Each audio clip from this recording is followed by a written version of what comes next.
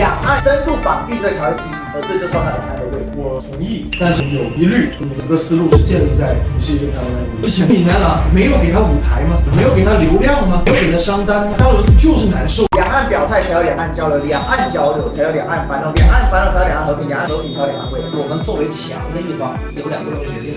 如果我们很有信心，再给台湾同胞一次机会，要么不等，要发展的时间窗口不等人。Ladies and gentlemen, welcome the host.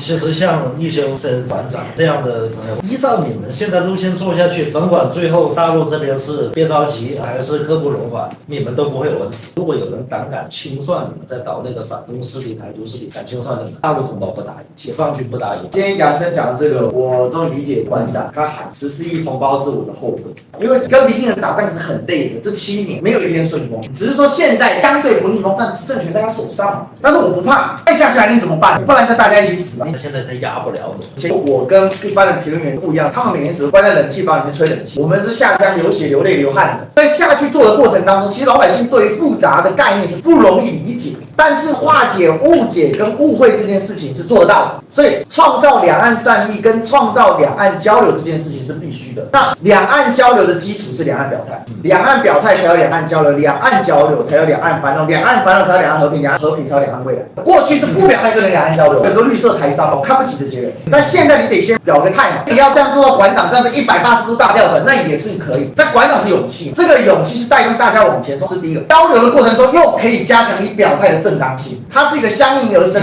那在这个过程当中，它必然创造一些既有脉络，不管是人情的网络，比如说我来北京，杨生就招待我，吃他喝他用他的。我是会台派的，你才是台派。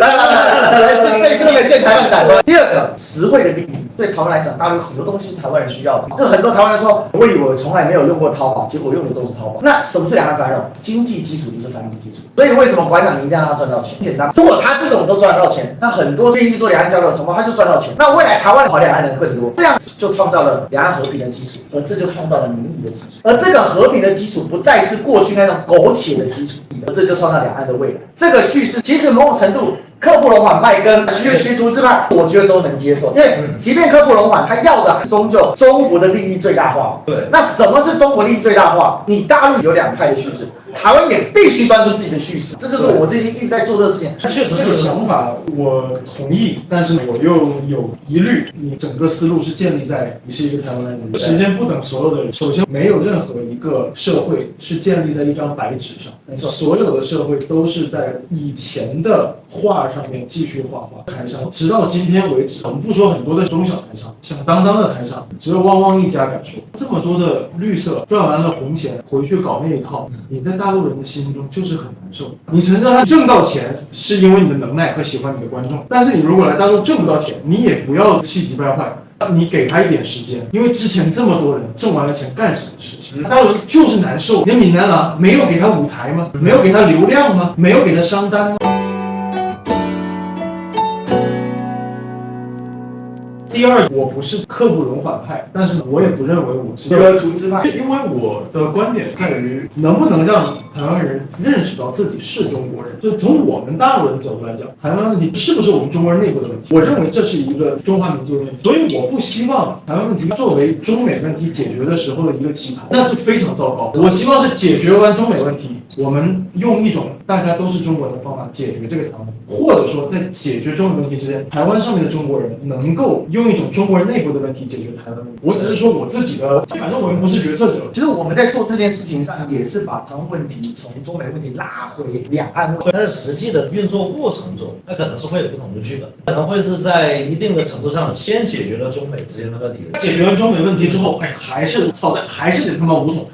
但我不希望这两事儿揉成一个事儿。但是这两个事儿从技术上来讲，它不太可能会揉成一个事儿，而且美国的意愿也比较弱，这是我们的客客观的一个分析，只是说你两岸问题先于中美问题解决，中美问题朝着一个不可逆的方向滑过去了，就是中美严重对立，然后两个平行的经济体系，世界再次被分为两大的阵营，这是一种可能。我是不相信美国能够在台湾这片土地上跟我们决战的，在技术上他做不到的，他也没有时间，也没有条件把他的力量在台湾部署展开，顶多在外海跟我们的舰队拿他的优势打我们的相对短板，但是两边都不会接受失败的。美国只要有一艘航空母舰被击沉，那也会激发他的全力反应，而我们只要启动了统一的行动，我们就是不死不归。如果两大力量在这个地方对撞，它是非理性的，所以我是觉得它是会变成一种俄罗斯模式。像他打格鲁吉亚8天搞定，他也没有面临制裁，原因在于俄罗斯8天搞定了以后，世界再去反应，或者说西方世界再去制裁它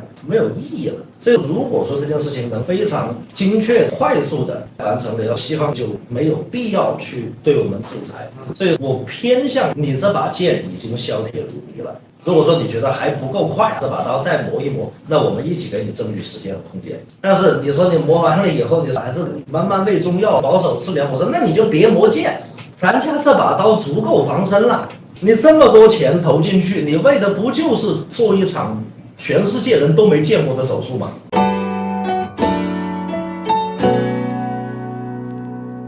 未来如果你建立对于大家都是中国人，台湾主流民都是回到马时代，对于大陆的朋友来讲看不上。其实杨生所讲的刻不容缓派的一些焦虑感，还有一些历史经验的参照。对台湾人来讲，第一个你先了解这件事情是不一样，第二个这一辈年轻人所代表的是另外一种新的能力。很多人说他退回去到马英九时代啊，马英九你几岁？最多10岁，这对他们公平吗？那为什么他们要牺牲14亿的广大市场跟960万平方公里的河山，而是丧失了自己作为台湾人发展的前途呢？台湾的认同，它不是一个国籍认同，或者是一个绝对的民族认同，它可以是一个地方认同。所以我的概念，为什么不让新一代的台湾人来思考两岸问题，而是总是要纠结在退回去是马英九时期这种说法？马英九时期讲白了，当时两岸的交流根本比不上现在。现在一个微信讯息就 pass 过去了，抖音、B 站、小红书，他们都玩得比我还多。他们以前追韩星，现在年轻人很多追内娱，所以对他们来讲，他们只是少了一个契机跟动力。所以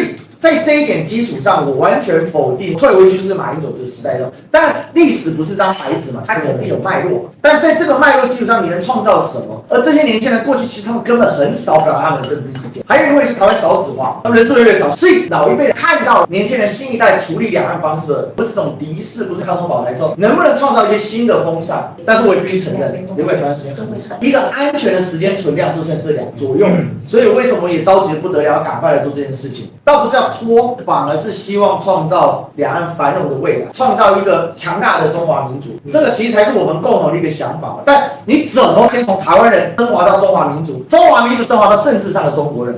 这个提炼的过程很难，但是它需要一点时间、实际的力量方式。而这个也是为什么我保持一些灵活性。那这个工作民进党不做，国民党做的有限，民众党可能不知道怎么做，那至少我们老百姓来做。那这个老百姓我们在寻求一种生路，所以郑丽文把它总括成台商的生命力，但只是说这种新的台商的生命力过去不一样。虽然这个角度很台湾，但是我觉得至少可以让台湾有一条影子跟一条路子。他往这个方向去的时候，其实刻不容缓派跟菊儿竹枝派最终要达到利益最大化，对中华民族伟大复兴的达成，还有台湾在这个中华伟大民族复兴里面有一个角色，而且可以共同参与做到自己的未来。这个我想是有一个共同的基础，只是真的时间很紧，所以你一定要做点什么事情。地球会有这种时间已经很紧迫了，其实也是某种程度的刻不容缓。它其实就是这2对矛盾。我们作为强的一方，有2个东西决定我们要不要再给台湾同胞一次机会。如果我们很有信心，再给台湾同胞一次机会；如果不行，我们随时动手术。我们中国人靠和平发展的方式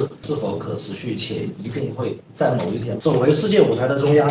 要么我们不等了，因为发展的时间窗口不等人。如果我们错过了，我们对不起老祖宗，我们也对不起的下一代。这就是我们要果断处置的这一个理由。